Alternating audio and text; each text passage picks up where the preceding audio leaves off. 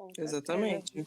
Cara, é uma das coisas que eu gosto de trabalhar muito, né, que eu gosto de pensar. E, cara, tem um livro que eu li recentemente que se chama A Construção da Solidariedade nas Escolas.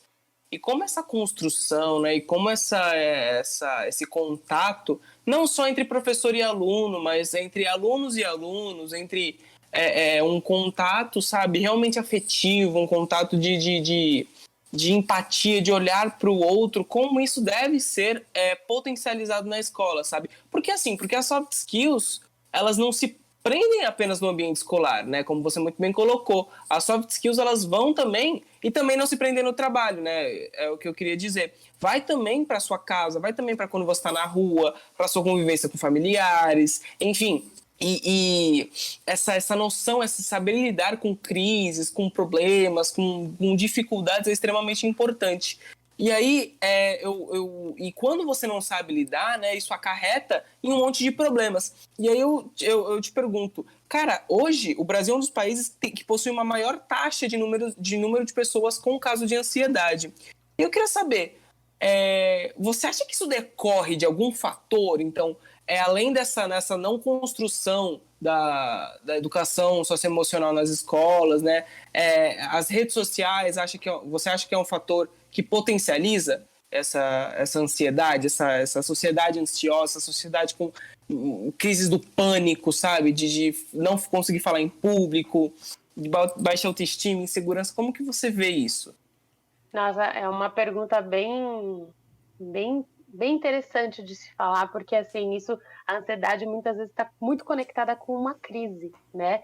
E não só a crise de ansiedade, mas muitas vezes diante de uma crise, nós acabamos tendo algumas emoções aí que a gente não sabe lidar. E a ansiedade é uma delas. Eu costumo falar que a ansiedade é uma emoção muito futurística, né? Porque a ansiedade é assim, e se acontecer isso? E se eu não for? E se? Fica no se. Isso gera um desconforto, porque muitas vezes, diante da crise, a gente está querendo ter certezas e não dúvidas e perguntas, né? E o interessante é que as soft skills, elas ajudam muito nesse processo. Porque quando a gente fala de soft skills, a gente também está falando de criatividade, de atitude positiva, que são fatores importantes também para lidar.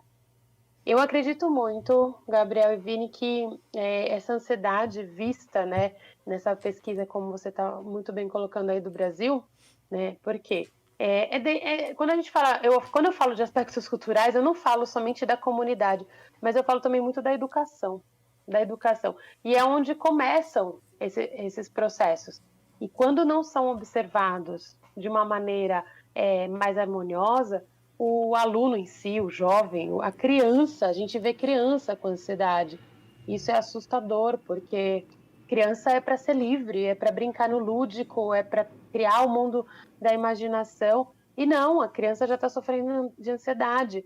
Eu já ouvi relatos de crises de ansiedade em crianças com 4, 5 anos de idade, que é a primeira infância, que é um momento crucial para o desenvolvimento. Então, com certeza, eu vejo que assim, são várias questões que influenciam. A educação é uma delas, o ambiente familiar, isso implica muito, né? Tem questões genéticas também, isso é comprovado, né? Alguns casos aí de ansiedade que eu falo patológica, tá? Não aquela ansiedade, eu sou ansiosa, porque eu, Cris, me considero ansiosa, e eu acho que quase todo mundo se considera um pouquinho, mas eu estou falando da ansiedade patológica mesmo, né?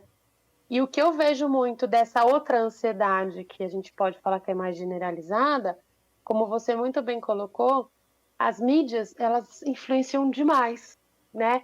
Por quê? É aquela velha história que a gente fala.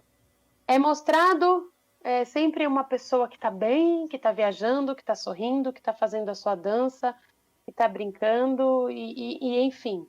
Isso acaba gerando essa ansiedade para quem está vendo, né? Porque assim, poxa, quando eu vou ter isso? Será que um dia eu vou ter isso? E aquelas dúvidas, nossa, até questões de aparência mesmo. E isso geram outros transtornos. Então, o ruim disso é que uma coisa vai puxando a outra, e se o jovem, principalmente jovem, não tiver uma estrutura muito importante na escola e dentro de casa, possivelmente ele vai ter alguns tipos aí, não só de ansiedade, até de coisas piores aí pela frente, que é o que a gente vê às vezes de bulimia, anorexia. Hoje não se fala tanto, mas existe muito, né? Então são vários processos que vão ampliando ainda mais essa palavrinha ansiedade.